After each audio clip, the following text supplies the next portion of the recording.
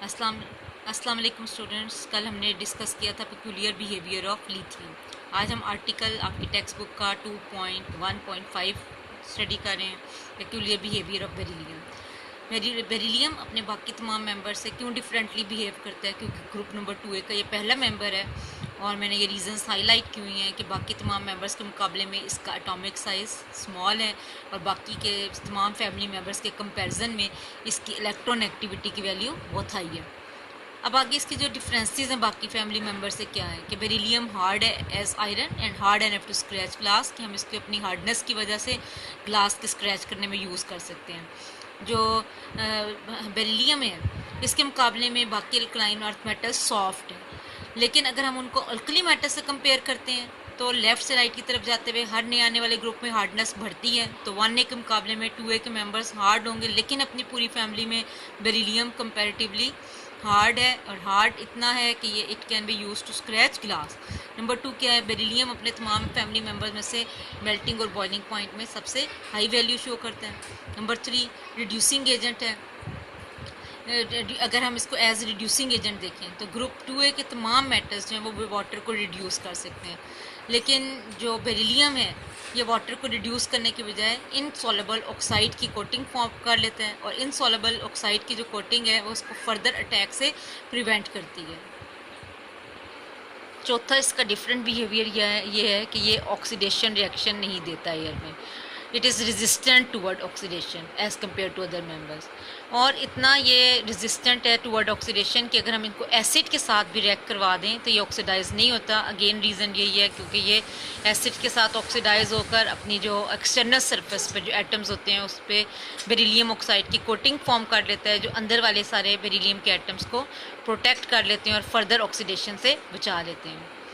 Number 5 क्या है कि बेरिलियम अपनी फैमिली का वाहिद मेंबर है जो कि अल्कलीस के साथ रिएक्ट करके हाइड्रोजन गैस फॉर्म कर लेता है। जैसे कि मैंने नीचे रिएक्शन जहाँ पर रिएक्शन शो हुआ है कि बेरिलियम और NaOH रिएक्ट करके Na2BeO2 सोडियम बेरिलेट और हाइड्रोजन गैस फॉर्म करते हैं। बाकी तमाम फैमिली मेम्बर्स के अंदर ऐसा कोई बिहेवियर नहीं है। अच्छा,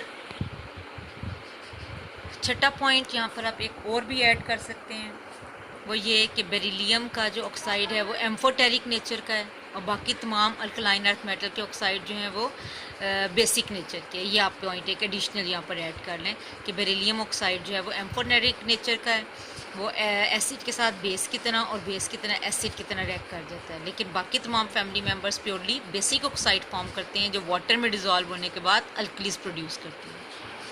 इस वक्त आप स्क्रीन पर देख सकते हैं, आपकी बुक का आर्टिकल है 2.2 general behaviour of alkali metals. अगर हम जनरली रिएक्टिविटी के अतबार से अल्कली मेटल्स को देखें तो ये रिड्यूसिंग एलिमेंट्स कहलाते हैं, रिड्यूसिंग एजेंट। आगे मैंने हाईलाइट किया हुआ है कि रिड्यूसिंग एजेंट की डेफिनेशन क्या है। It is a substance which can lose electrons. Alkali metals have got low ionization energy, so they are good reducing agent.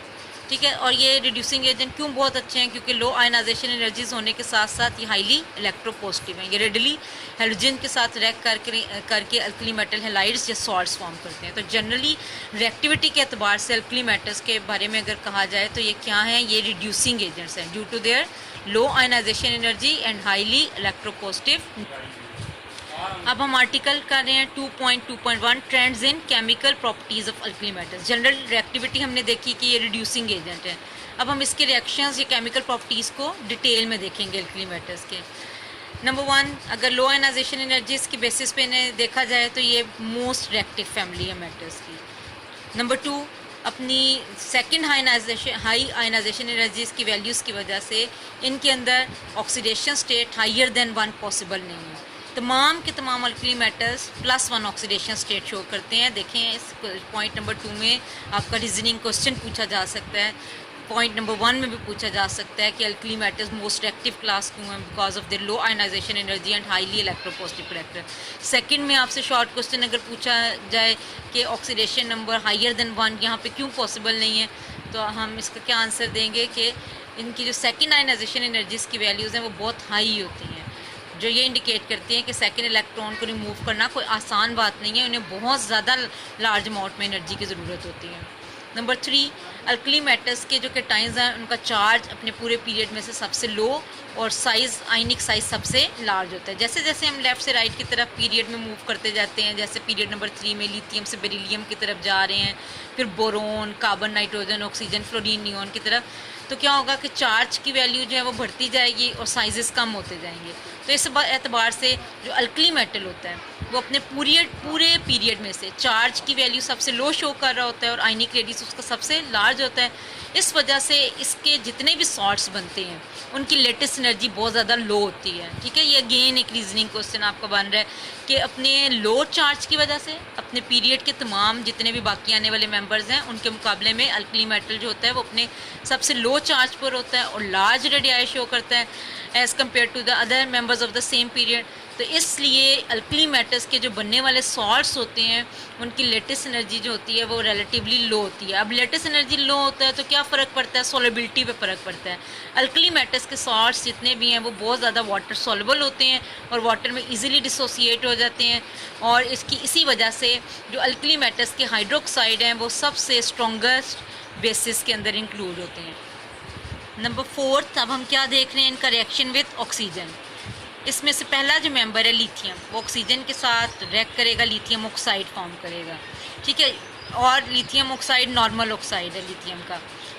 लेकिन जो हम नीचे की तरफ जाते हैं रिएक्टिविटी बढ़ती जाती है। और यहाँ पर एक और चीज़ भी अपने जहन में क्लियर कर लें कि ये जो ऑक्साइड्स होते हैं ये एयर के अंदर जो कार्बन डाइऑक्साइड मौजूद होती है वो उसके साथ रिएक्ट करके लिथियम कार्बोनेट में कन्वर्ट हो जाते हैं, या बाकी भी जितने भी हैं वो सारे यहाँ पर बताया जा रहा है कि Li2O कार्बन डाइऑक्साइड के साथ Li2CO3। डाउन द ग्रुप जाते हुए रिएक्टिविटी बढ़ जाएगी।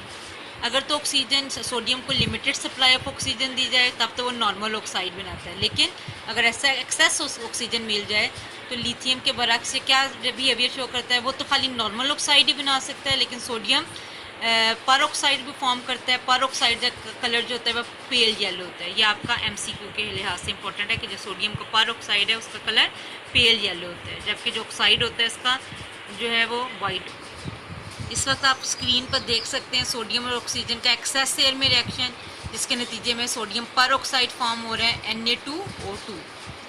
बाकी अब जितने नीचे वाले मेंबर्स की तरफ जाते जाएंगे पोटेशियम, रुबीडियम और सीजियम की तरफ, तो वो ऑक्सीजन के साथ रिएक्ट करके एक्सेस अमाउंट में रिएक्ट करके सुपर ऑक्साइड्स फॉर्म करने की टेंडेंसी रखते हैं और ये रिएक्शन हाईली एक्सप्लोसिव होते हैं। जैसे caesium explode spontaneously when it is in contact with air oxygen. Explosion reaction जो होते हैं वो साउंड्स के साथ कंप्लीट होते हैं कि कोई भी रिएक्शन अगर साउंड के साथ या हीट के एवोल्यूशन के साथ कंप्लीट हो तो हम कहते हैं वो बहुत ज़्यादा फास्ट रिएक्शन है।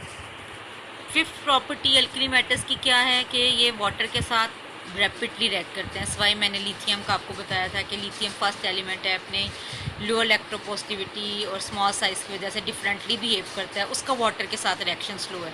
बाकी तमाम मेंबर्स अल्कली मेटल फैमिली के बहुत विगरसली वाटर के साथ रिएक्ट करते हैं और हाइड्रोक्साइड्स फॉर्म करते हैं। रिएक्शन हाईली एक्सोथर्मिक होते हैं। मैंने अभी पहले भी बताया कि एक्सोथर्मिक रिएक्शन होना या कोई एक्सप्लोसिव रिएक्शन होना, साउंड के साथ कंप्लीट होना फास्ट रिएक्शन की अलामत होता है। तो सोडियम वाटर के साथ विगरसली रिएक्ट करते हैं और NaOH और hydrogen gas. Down the group जाते हुए रिएक्टिविटी और बढ़ जाती है। जब हम पोटेशियम, रुबीडियम और सीजियम की बात करते हैं तो वो सोडियम से और भी ज़्यादा रिएक्टिव हैं। उनके बारे में कहा जाता है कि वो इतने रिएक्टिव हैं कि वो इवन आइस के साथ -100 डिग्री सेंटीग्रेड पर भी रिएक्ट कर सकते हैं। ये टेक्स्ट बुक का पोर्शन मैंने आपके सामने हाईलाइट किया है।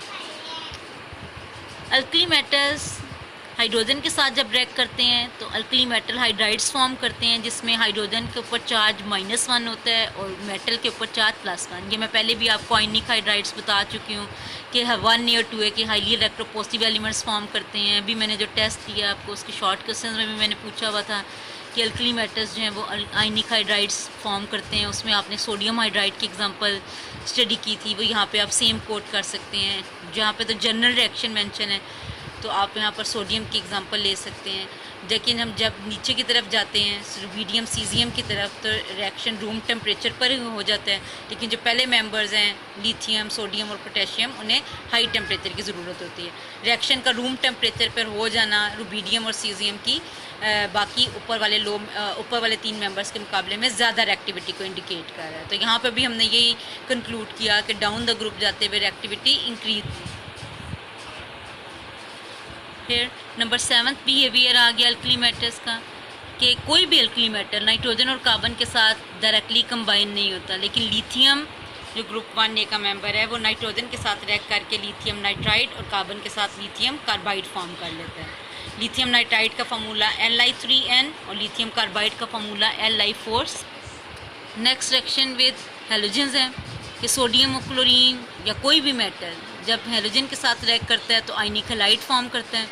इजीली ये रिएक्शन हो जाता है रूम टेम्परेचर के ऊपर।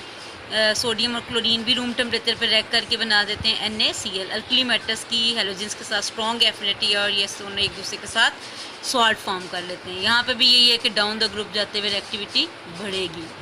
फिर उसके बाद आखिरी रिएक्शन किसके दरमियान है कि मेटल के दरमियान और सल्फ़र के दरमियान। अल्कली मेटल्स तमाम के तमाम ये प्रॉपर्टी रखते हैं कि जब उनको सल्फ़र के साथ रिएक्ट करवाया जाए तो ये सल्फाइड्स फॉर्म कर देते हैं। सल्फ़र किस फॉर्म में इसमें यूज़ होती है? मोल्टन फॉर्म में। All alkali metals form their sulphide when they are allowed to react with molten sulphur. General reaction दिया हुआ है, मेटल स्टैंड कर रहा है अल्कली मेटल के लिए, M सिंबल जो है M प्लस जो S है उससे क्या फॉर्म हो रहा है M2S।